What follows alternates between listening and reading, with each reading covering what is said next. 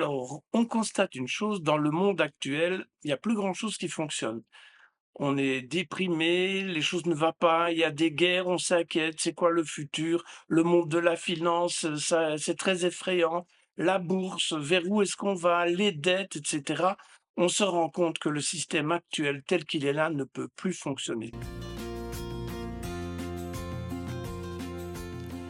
La démocratie éthique, eh bien, c'est lorsque le peuple a réellement le pouvoir. C'est lui qui va choisir les lois, c'est lui qui va créer le programme directement. C'est encore plus qu'une démocratie directe. C'est une démocratie où chaque personne impactée par une décision a le pouvoir de décision. Alors tout d'abord, il faut distinguer trois choses. D'abord, la puissance, le pouvoir stratégique et l'autorité. En démocratie éthique, on les définit de cette manière. La puissance, c'est le désir, c'est ce qui fait qu'on a envie de se lever, c'est ce qui fait qu'un arbre pousse, qu'une fleur grandit. Ça, c'est la puissance, c'est le désir naturel qui nous anime. Il y a alors le pouvoir stratégique. C'est comment on met en œuvre ce désir, cette puissance. Ce pouvoir stratégique, il est exercé par le peuple, par les élus du peuple. Ensuite, il y a l'autorité. L'autorité, c'est celui qui va exécuter les décisions. Donc ces trois notions de pouvoir différentes changent absolument tout. Par exemple, en démocratie éthique, la puissance, c'est le peuple. Donc le peuple va voter son programme, il va le co-créer et le voter.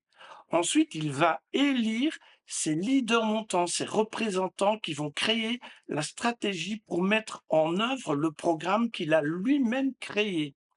Et enfin, il y aura des gens qui vont être nommés pour leur efficacité, leurs compétences managériales, etc., pour exécuter les stratégies du programme du peuple. Alors, en démocratie éthique, tout est renversé. En fait, à partir du moment où le peuple crée son programme, il y a une votation du programme, eh bien, on n'a plus besoin de partis politiques.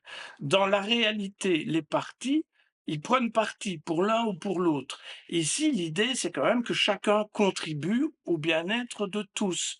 C'est d'ailleurs l'intention la plus noble qui existe dans tous les politiciens, me semble-t-il, actuellement, qu'ils soient de gauche, du centre ou de droite. On est tous animés par la volonté de contribuer aux besoins de l'autre. Mais il n'y a plus de sens de le faire dans des partis dès lors que le programme n'est pas proposé par un parti, mais co-créé par le peuple. Donc à terme, les partis, ils vont disparaître.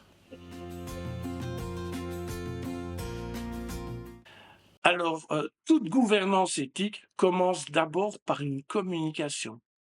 Donc, un des piliers de la gouvernance éthique et dans la démocratie éthique, c'est la communication vivante.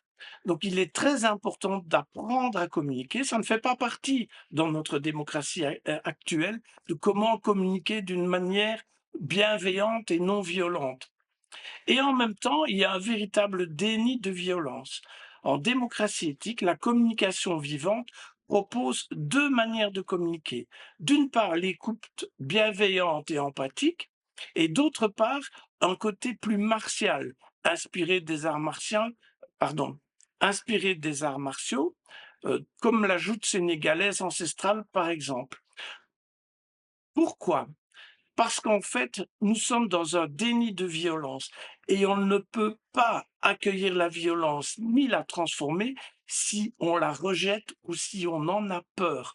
Donc tout commence d'abord par apprendre à communiquer avec bienveillance et deuxièmement, accepter et accueillir la violence pour pouvoir la traverser et la transcender.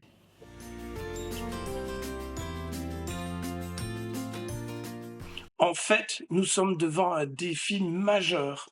Soit l'espèce humaine disparaît, et c'est vraiment très sérieux. Avec l'arrivée, par exemple, de l'intelligence artificielle, s'il n'y a pas d'éthique et de gouvernance éthique, on va droit dans le mur. Donc il est indispensable de passer à une autre gouvernance. La démocratie éthique est indispensable.